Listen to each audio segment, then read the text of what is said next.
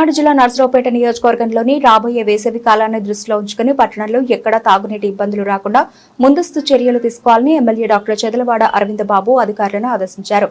ఈ నేపథ్యంలో MLA municipal డీఈతో కలిసి నగరకాలు సమీపంలోని చెరువు శాంతినగర్ వద్ద ఉన్న చెరువులను క్షేత్రస్థాయిలో పరిశీలించారు. అలాగే వాటర్ ట్రీట్మెంట్ ప్లాంట్ ను కూడా పరిశీలించారు. చెరువులను పూర్తి స్థాయిలో నింపి ఆగస్టు వరకు పట్టణ ప్రజలకు తాగునీరు అందేలా చర్యలు తీసుకుంటామని తెలిపారు.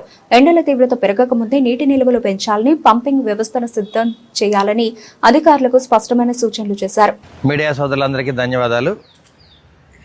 మరి రాబోయే కాలం సమ్మర్ కాబట్టి నగరికల్లో వాటర్ ట్యాంక్ని అదేవిధంగా శాంతినగర్ వాటర్ ప్లాంట్ కూడా చూడటం జరిగింది. ఈ రెండిట్లో కూడా వాటర్ ఫుల్గా ఉంది.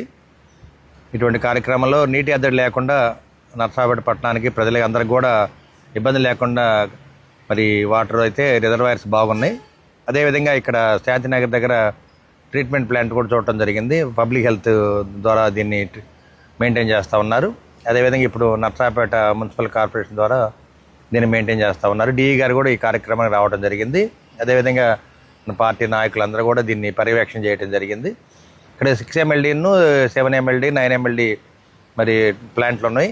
ఈ ట్రీట్మెంట్ ప్లాంట్లో, వాటర్ ట్రీట్మెంట్ ప్లాంట్లో యాలం ట్రీట్మెంటు, క్లోరైడ్స్, ఫ్లోరైడ్స్ ఇవన్నీ కూడా ట్రీట్మెంట్ చేస్తూ ఉన్నారు. ఏదైనా వాటర్ మాత్రం క్లీన్ వాటర్ రావడానికి వీలుగా అన్ని విధాలా ఏర్పాటు చేయడానికి మున్సిపల్ సిబ్బంది రెడీగా ఉన్నారు. ఎటువంటి ఇబ్బంది లేకుండా ప్రజలకి తాగునీరు బాగా శుద్ధంగా ఉండాలని చెప్పి తెలియజేస్తూ వాళ్ళు ఈ వాటర్ ప్లాంట్ మొత్తాన్ని కూడా సర్వే చేయడం జరిగింది. రాబోయే కాలంలో కూడా ఈ ఒక 20 MLD రిజర్వాయర్ ప్లాంట్ ఒకటి ఏర్పాటు చేయడానికి మనకి ప్రభుత్వం సిద్ధంగా ఉంది కాబట్టి దాన్ని కూడా ఏర్పాటు చేయడానికి మేము ఇక్కడ రావడం జరిగింది.